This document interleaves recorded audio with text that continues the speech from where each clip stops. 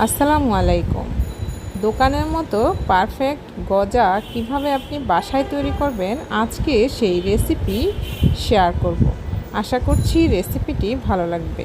ভালো লেগে থাকলে চ্যানেলটিকে সাবস্ক্রাইব করে ভিডিওতে একটি লাইক দিয়ে রাখার অনুরোধ রইল। তো আজকের এই গজার রেসিপিটি দেখার জন্য পুরো ভিডিওটি মনোযোগ সহকারে দেখতে হবে। চলুন দেখে নিন।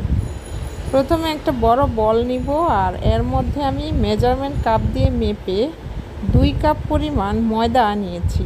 আটা নিলেও হবে। দিচ্ছি 1/3 চা চামচ পরিমাণ বেকিং পাউডার এবং পরিমাণ মতো লবণ। তারপর সবগুলো মিশ্রণ ভালোভাবে মিশিয়ে নিচ্ছি। মিশিয়ে নেওয়ার পর এবার মাঝখান থেকে একটু ফাঁকা করে নিব।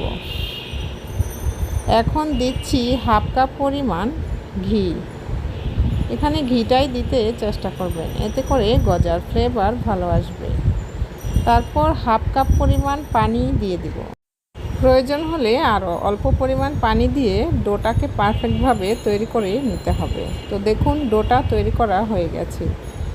এবার আমি ডোটাকে একটা ভেজা নিংড়ানো কাপড় দ্বারা ঢেকে রেখে দিব 10 মিনিটের জন্য।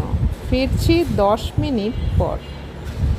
10 মিনিট পর দেখুন আমার ডোটা অনেক সফট হয়ে গিয়েছে। এবার ডোটাকে সামান্য একটু মথে নিব। তারপর বোর্ডের মধ্যে নিয়ে একটা বেলুন দ্বারা একটা রুটির মতো করে তৈরি করে নিব। আর রুটিটা অবশ্যই একটু ভারী করে বেলে নিতে হবে। তারপর অমসৃণ সাইডগুলো কেটে নিচ্ছি। আর স্কিনে দেখুন আমি কিভাবে স্কোয়ার শেপের করে কেটে নিচ্ছি। তো দেখুন আমার কাটা হয়ে গেছে। এবার আমি একটা শিরা তৈরি করে নিব। এজন্য আমি 1 কাপ পরিমাণ গুড় নিয়েছি, আপনি চিনি দিলেও হবে। তারপর 1 কাপ পরিমাণ পানি নিয়ে 2 থেকে 3টা বলক আসলেই আমার শিরাটা তৈরি হয়ে যাবে।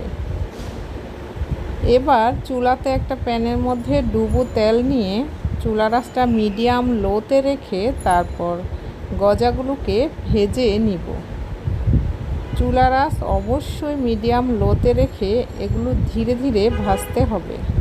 যখন এরকম গোল্ডেন ব্রাউন কালার হয়ে যাবে তখন উঠিয়ে সরাসরি আমি শিরার মধ্যে দিয়ে দিব।